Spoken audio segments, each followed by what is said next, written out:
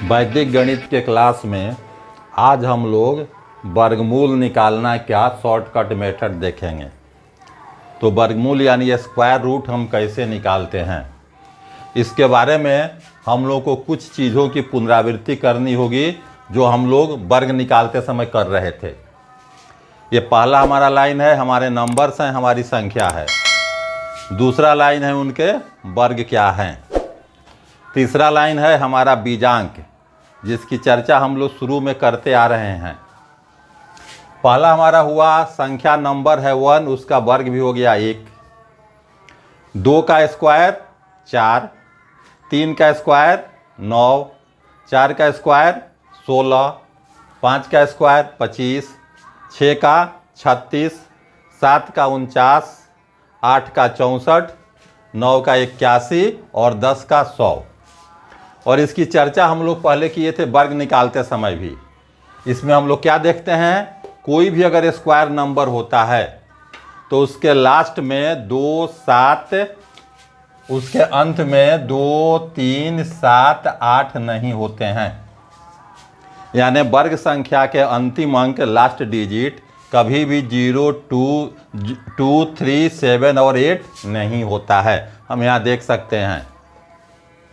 दूसरा चीज़ नहीं होने का कि उसके लास्ट में ऑड नंबर में 0 नहीं होता है। 0 जब भी होगा इवन नंबर में होगा, यानी 2, 4, 6 ऐसा हो सकता है। बाकी संख्या को देख के हम पहचान सकते हैं लास्ट डिजिट ये हो मतलब वो वर्ग संख्या नहीं है। एक और पहचान है यहाँ बीजांक के सहारे। जैसे यहाँ देखिए बीजांक से हम परिचित हैं, हर डिजिट को जोड़ दें वही बीजांक होता है। 1 का बीजांक 1 हुआ, 4 का 4 ही हुआ, 9 का 9 ही हुआ। अब यहाँ 4 चौका ये 16 मिला हमको। 16 का बीजांक फिर क्या हो गया, दोनों को जोड़ देना है। 6 1 7, यानी इसका बीजांक हो गया 7। इसका बीजांक भी 5 2 7। इसका बीजांक 6 3 9। इसका बीजांक 9 4 13। अब 13 जब हमारा होगा तो फिर इसको जोड़ेंगे 1 + 3 = 4।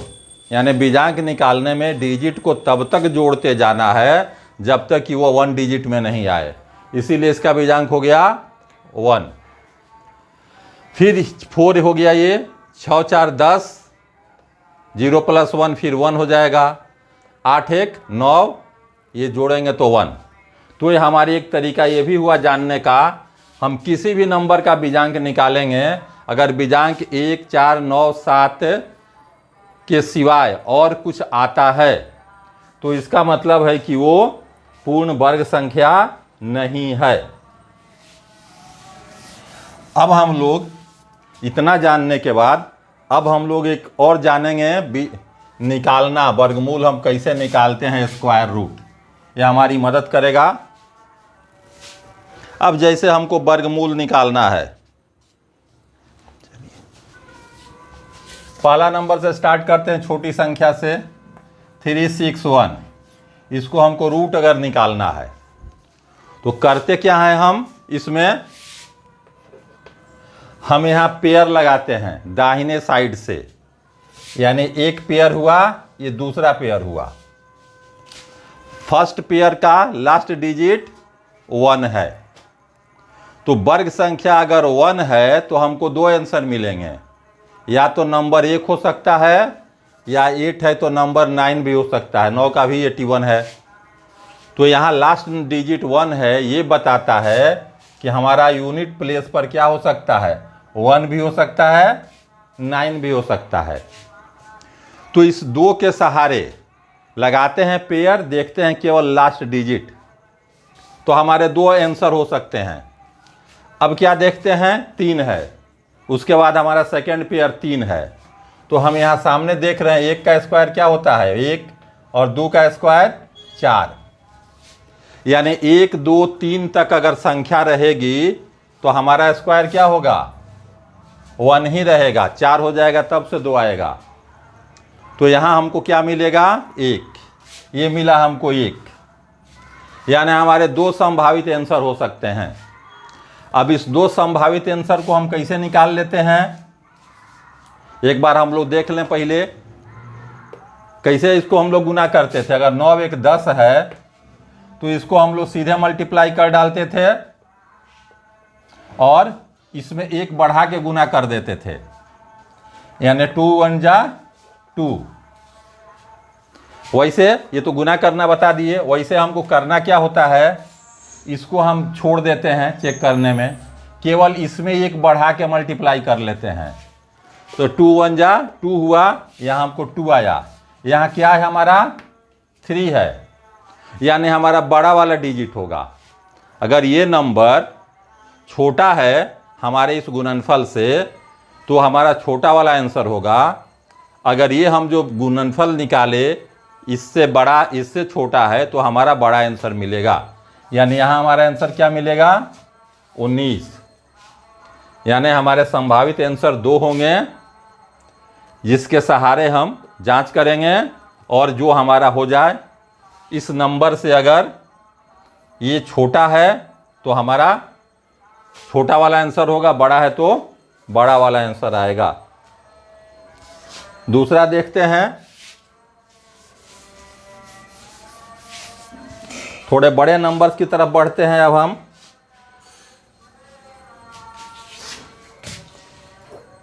नाइन 409, अगर इसका हमको रूट निकालना हो तो क्या हो जाएगा, ये देखिए पेयर लगाएंगे, पहला पेयर, दूसरा यहाँ 1 डिजिट था, अब यहाँ 2 डिजिट हमको मिला। फर्स्ट डिजिट यानी यूनिट प्लेस में क्या होगा इकाई की जगह पर, इसका निर्णय हम लास्ट डिजिट से लेते हैं।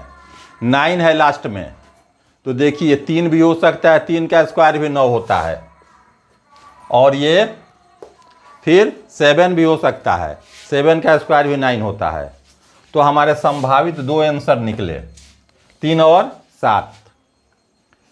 10th प्लेस में हमारा क्या होगा, दहाई का अंक क्या होगा, तो हम क्या देखते हैं 9 का स्क्वायर क्या होता है 81, और 10 का स्क्वायर 100, यानी 81 से लेकर 99 तक अगर नंबर रहेगा तो हम वहाँ 9 ही लिखेंगे। 100 जब हो जाएगा तब हम 10 लिखते हैं, यानी इस प्लेस पर हमको आएगा 9। तो हमारे 2 आंसर हुए 93 और 97। अब हमको क्या करना होता है, इसको एक बढ़ा करके हमको मल्टीप्लाई कर देना है।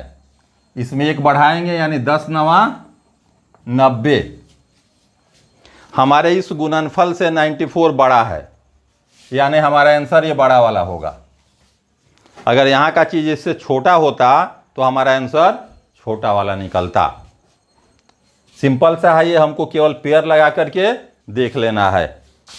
और देखते हैं 82 81 रूट करना है, क्या हो जाएगा इसका, बनाएंगे तो पेयर लेंगे, यहाँ 1 पेयर 2 पेयर। फर्स्ट पेयर से हम निकालते हैं यूनिट प्लेस, यानी इकाई नंबर पर क्या होगा। लास्ट डिजिट 1 है तो हमारा आंसर 1 भी हो सकता है 9 भी हो सकता है, 1 और 9 2 हो गया। 82 है, ये क्या होता है, अगर हम 9 का स्क्वायर निकालते हैं 81, 10 का 100 अभी भी निकाले थे हम लोग, तो 81 से लेकर के अगर 99 तक हो तो उसके जगह हमको 9 ही लिखना है।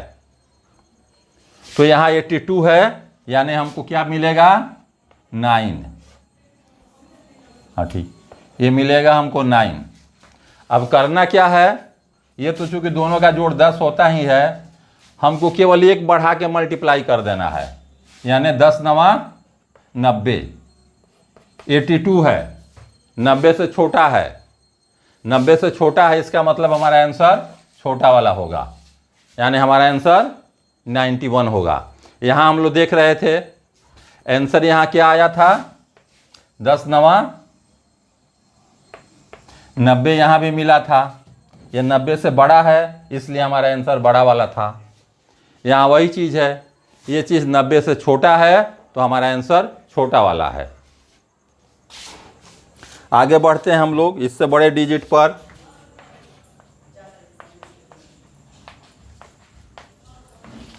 ये है विलोकनम। इस सूत्र का नाम है विलोकनम, जिसमें हम केवल देखकर ही बता सकते हैं क्या होता है। विलोकन मतलब देखना। आगे आते हैं 12 7 6 3, 12 7 6, चलिए 9, 3 तो लास्ट होगा तो कोई डिजिट होगा ही नहीं। अब इसका हमको रूट निकालना है। रूट निकालते हैं तो क्या करते हैं, पेयर लगाते हैं, एक पेयर, इसके बाद 2 या 3 हो उसको छोड़ देते हैं एक साथ। फर्स्ट वाले पेयर से हम यूनिट प्लेस निकालते हैं, इकाई का स्थान, और इकाई का स्थान लेते हैं पेयर, इस्तेमाल करते हैं केवल लास्ट डिजिट का। तो 9 लाने के लिए क्या है, देखिए यहाँ 3 का स्क्वायर भी 9 होगा, यानी एक आंसर 3 भी हो सकता है और एक आंसर हमारा 7 भी हो सकता है। एक आंसर यूनिट प्लेस पर 7 भी हो सकता है। 10th प्लेस पर क्या होगा, तो 10th प्लेस पर हमारा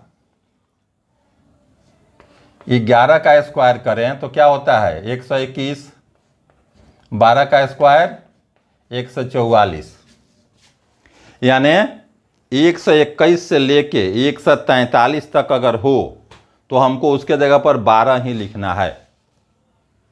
उसके जगह पर हमारा आंसर 12 ही आना है। 144 हो जाए 11 ही लिखना पड़ेगा, 11 लिखना पड़ेगा, और 121 से लेके 143 तक 11 लिखेंगे, 144 आ जाएगा, वहाँ से 12 शुरू हो जाएगा, यानी यहाँ हमको क्या डालना है 11।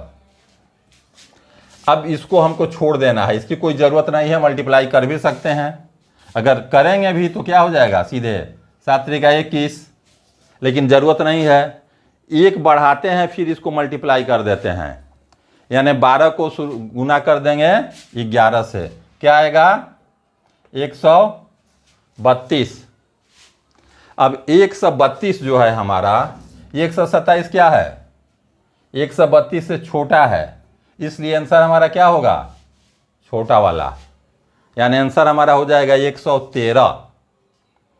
अगर ये नंबर इससे बड़ा होता तो आंसर हमारा हो जाता बड़ा वाला। आगे कुछ और अध्ययन करें इसी का।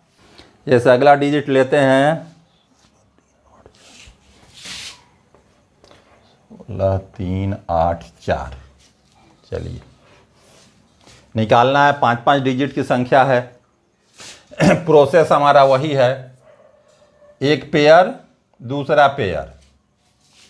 पेयर में क्या देखना है, फर्स्ट पेयर में केवल लास्ट डिजिट क्या है 4 है, इसका आंसर क्या हो सकता है संभावित 2 भी आ सकता है, यहाँ 8 चौका 64 8 भी हो सकता है, यानी इकाई अंक हमारा 2 हो सकता है, कोई भी हो सकता है। अब हम दहाई अंक निकालते हैं, क्या होगा इसके लिए हमको, अब देखते हैं हम क्या हैं, ऐसे हमको ये सब जबानी याद रखना चाहिए। 144 हो जाएगा, 13 का स्क्वायर 169 हो जाएगा, यानी 144 से लेके 168 तक अगर हो तो हमारा आंसर क्या आएगा 10 प्लेस, यहाँ पर हमको 12 लिखना है। जैसे ये हो जाएगा वहाँ हमको 13 लिखना होगा, यानी यहाँ क्या लिखेंगे 12। तो हमारे 2 संभावित आंसर हो गए, अब 122 और 128। फिर वही काम करते हैं, 13 को 12 से 1 बढ़ाएंगे, गुना कर देंगे, तो 13 को अगर हम 12 से मल्टीप्लाई कर देते हैं तो क्या हो जाता है हमारा, ये हमारा हो गया 156। अब ये क्या है 156 से बड़ा है, इसलिए हमारा आंसर क्या होगा बड़ा वाला,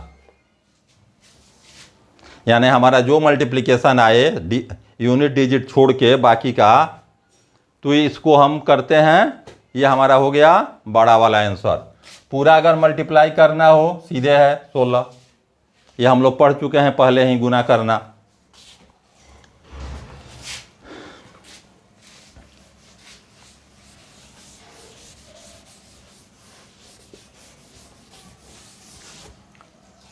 आगे आते हैं 20736, 20736 रूट निकालना है, वर्गमूल, एक पेयर दूसरा पेयर। काम यही केवल लास्ट डिजिट देखना है यूनिट प्लेस के लिए। 6 है, क्या आंसर हो सकता है? 4 का स्क्वायर भी हो सकता है 6, और 6 का स्क्वायर भी 6 होता है। यानी यहाँ हमारा 2 आंसर हो सकता है, उसका यूनिट प्लेस होगा ये इकाई की संख्या। बाद वाली संख्या क्या होगी, हमको इससे निकालना है। यानी 14 का स्क्वायर क्या होता है? 196। 15 का स्क्वायर 225। तो 196 से लेकर 224 तक अगर रहे तो हमको 14 लिखना है। जैसे 225 होगा वहाँ से 15 लिखना स्टार्ट हो जाएगा। यानी यहाँ क्या लिखेंगे हम? 14। यानी इस प्लेस पर हमारा इधर आएगा 14। तो हमारे संभावित आंसर 2 हुए। बाकी तरीका हमारा वही है, पूरा गुना करना चाहें तो इधर कुछ बात नहीं है, यहाँ आएगा। इसको क्या करेंगे, एक बढ़ा के गुना करेंगे। 15 को 14 से गुना करेंगे, क्या हो जाएगा? 210। अब 210 से ये चीज़ छोटा है, 207 छोटा है, यानी हमारा आंसर क्या होगा? छोटा वाला। यानी आंसर हमारा निकलेगा 144। तो हम देख रहे हैं कि हमारे 2 संभावित आंसर मिलते हैं, और इसके सहारे हम छोटे वाले के सहारे बड़ा देख करके हम उसका आंसर बता देते हैं। आगे बढ़ते हैं, कुछ और एग्जाम्पल लेते हैं।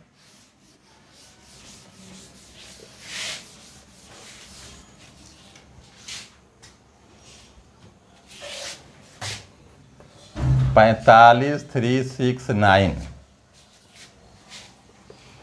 प्रोसेस हमारा वही है, पेयर लगाते हैं।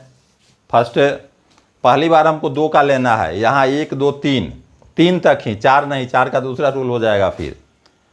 तो यहाँ 2 डिजिट लेते हैं, निकालने में उपयोग किसका करते हैं? केवल लास्ट डिजिट का। 9 है, तो 9 के लिए किसका हो सकता है? 3 भी हो सकता है, और 9 के लिए 7 भी हो सकता है, 7 का 49 होता है। यहाँ इकाई स्थान पर 2 हो सकते हैं, 3 भी हो सकता है, 7 भी हो सकता है। अब हमको ये देखना होता है कि ये किसका स्क्वायर है हमारा। अब ये हमारा किसका स्क्वायर हो सकता है?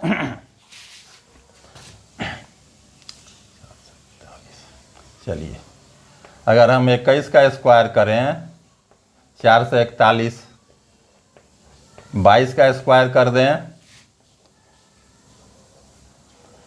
484। तो अब हम क्या देखते हैं, 441 से लेके 483 तक अगर हो तो उसके जगह हमको 21 ही लिखना है। जैसे 484 हो जाएगा 22 आ जाएगा। तो यहाँ हमारे डिजिट 2 होएंगे 21, यानी हमारे 2 आंसर हो गए, 213 और 217। कौन सा सही है जानने के लिए हम मल्टीप्लाई करते हैं। ये क्या हो जाता है? 21, उसकी कोई ज़रूरत पड़ती भी नहीं है, इसको 1 बढ़ा के गुना कर लेना है। यानी हमको 22 को मल्टीप्लाई करना है 21 से, यानी 22 को मल्टीप्लाई कर देंगे 21 से, 22 44 2 6 4 462। ये डिजिट हमारा 462 से छोटा है, 453 462 से छोटा है, इसलिए हमारा आंसर होगा छोटा वाला। तो अब तक हम लोग बहुत आसानी से समझ गए होंगे कि हम इसमें क्या करते हैं, और 6 डिजिट 7 8 डिजिट का कैसे निकलता है उसके लिए हमारा अलग सूत्र है। द्वंद्व योग से हम निकालते हैं इससे बड़ी संख्याओं का, और उसके लिए हम लोग अगले क्लासेज में विचार करेंगे। इसलिए आज का क्लास यहीं समाप्त करते हैं। धन्यवाद।